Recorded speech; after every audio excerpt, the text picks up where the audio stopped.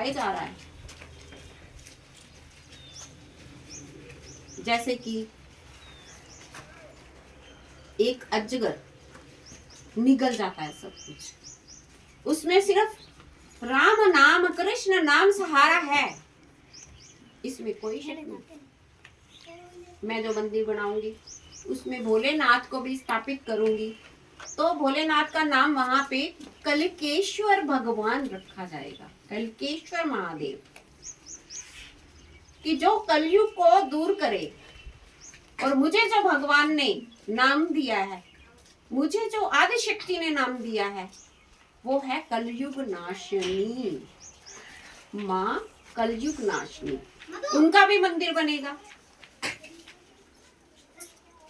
कलयुग नाशिनी नाम जपें, ये मैं सबको चैलेंज के साथ कहती हूँ। बच्चे बूढ़े और जवान कलयुग नाशिनी नाम जपते रहे।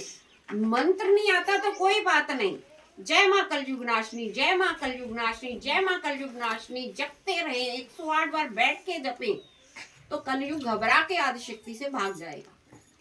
तुम्हारे बच्चों में कलयुग नहीं आएगा। अपने बच्चों से जपवाओ, आप जपो, तुम्हारे घर के अंदर कलयुग नहीं आएगा।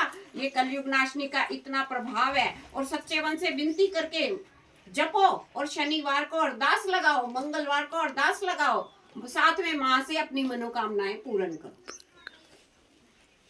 मनोती मानो, जागरण की, कीर्तन की, वो भी इसी मंदिर में आके करनी होगी।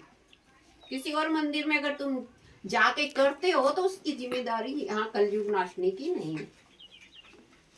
और कलयुग नाशिनी मेरे साथ रहती हैं। आप कलयुग नाशिनी को नाम जप के देखो, देखो फिर कितना परिवर्तन आता है। पहले गुरु का नाम जपो जो गुरु ने दिया है, फिर राम और कृष्ण भोले जिसका भी जपते हो तुम जपो, उसके बाद कलयुग नाशिनी का नाम साथ जपो। देखो फिर उद्धार कैसे होता है, देखो फिर कलयुग से बचने का ये एक उपाय। बाकी भक्ति में शक्ति है। जब भी कोई कहता है कि कुछ करने से, किसी के कंधे पे सवार होने से तुम्हारा कोई काम हो जाएगा, चाहे मेरे ही कंधे पे सवार होना हो, नहीं हो सकता। भक्ति में शक्ति है। भक्ति तुम्हें खुद ही करनी चाहिए। भक्ति एक किसान है। जैसे किसान जो है फसल को बीजता है, मेहनत करता है, तब जाके 4-6 महीने में फल पाता है। इसी तरह भक्ति को भी 4-6 महीने करके देखो, एक दिन में फल नहीं होता।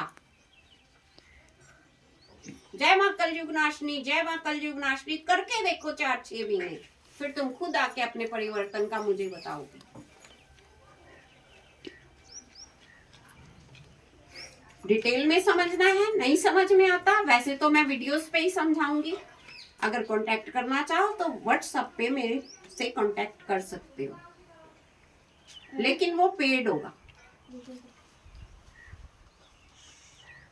मुझे कमेंट सेक्शन में लिख के दो। कमेंट में जो प्रश्न लिखोगे उनका उत्तर मैं अगली वीडियो में दे दिया करूंगी।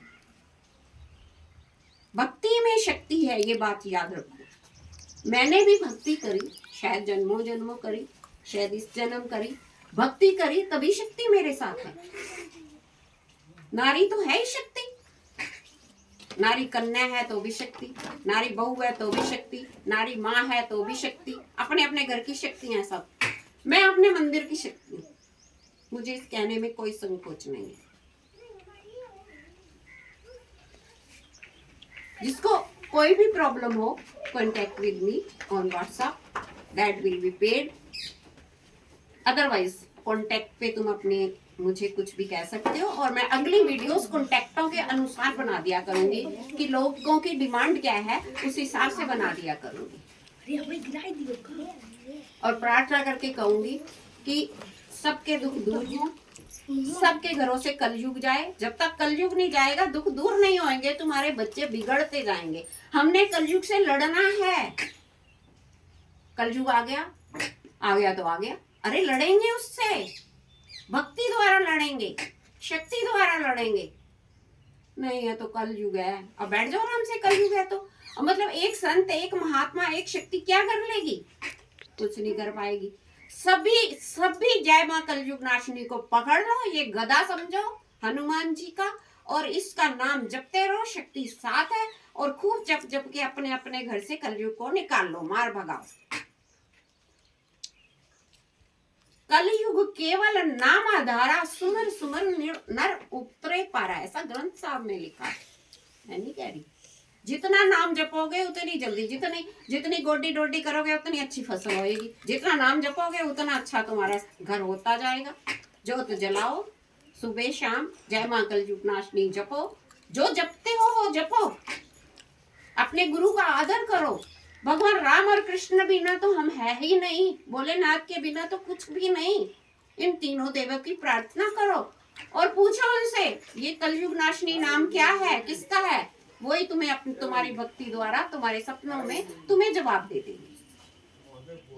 मेरी बात पे मत जाओ, भगवान से प्रार्थना करो, भगवान तुम्हारे सपनों में आएंगे, किसी भी तरह किसी तरह तुम्हें जब प्रेरणा देंगे तब तुम समझ पाओगे। वो भी तुम्हारी भक्ति में शक्ति है, वो तुम्हारी ही भक्ति की शक्ति। जो भोलेनाथ को मानता है भोलेनाथ बोलेंगे, और जो राम जी को मानता है राम जी बोलेंगे, जो सिया राम को मानता है तो सिया राम आशीर्वाद देने आएंगे, जो राधा कृष्ण को मानता है तो राधा कृष्ण आशीर्वाद देने आएंगे। वो बताएंगे जय मां कलयुग नाशिनी क्या है। ओम श्री कलयुग नाशिनी आए नमो, ये मंत्र है, लेकिन आप ये कठिन है तो सिर्फ जय मां कलयुग नाशिनी जपो, नाम जपे बिना नहीं। खा लिया पी लिया और हग लिया, इससे कुछ नहीं होता। सुबह उठो, अपने भैंस कूड़े कर लो, जब फुर्सत मिले आरती टाइम से कर लो, और जब फुर्सत दोपहर को मिले बैठ के माला जपो। माला नहीं है तो उंगलियों पे गिन लो, जपते जाओ। गिनना क्यों है? भगवान हमें कोई गिन के देते हैं? जब वो बिना गिने देते हैं तो हम भी बिना गिने उनका नाम लें और प्रार्थना करें। प्रार्थना में वो ताकत, हर मंगलवार हर शनिवार घर में बैठ के प्रार्थना करें। प्रार्थना में अरदास लगाते हैं, अपनी पहुंच जितनी होती है 11, 21, 51, 101 वो प्रार्थना में डालें। और माँ कलयुग नाशिनी और कलयुग महिला आश्रम की वो मालकिन तुम्हारी जरूर सुनेगी, क्योंकि उसने महिला आश्रम में पैसा इकट्ठा करना है। सूखे में ना तो पति मानता है ना पत्नी मानती है। तुमको प्यार है जी, श्रद्धा है, भावना है, तो पति ना कमा के दे तो तुम सुन लोगी, काम कर दोगी, नहीं करोगी। जब सबके स्वार्थ के रिश्ते हैं, मेरा भी एक स्वार्थ है कि माँ कलयुग नाशिनी का महिला आश्रम मंदिर के साथ साथ बने, और वहां आके वो बेटियां जो सड़कों पे घूमती हैं, जिनको घर से निकाल दिया जाता है, बच्चों समेत निकाल दिया जाता है, और फिर एक आदमी को छोड़ती है, दूसरे को पकड़ती है, दूसरे को छोड़ती है, दूसरे को पकड़ती है। उसको भटकाने वाला कौन है? हम, जो बेसहारा छोड़ रहे। हम उन्हें सहारा लगाएंगे, उन्हें फिर से पैरों से खड़ा करेंगे और फिर से उन्हें जीने लायक बनाएंगे, वो आम दुनिया में जाके जी सके। आज की वीडियो इतनी ही। कल किस तरह के कमेंट आते हैं, कमेंटों के बाद फिर मैं उस प्रकार की वीडियो डालूंगी।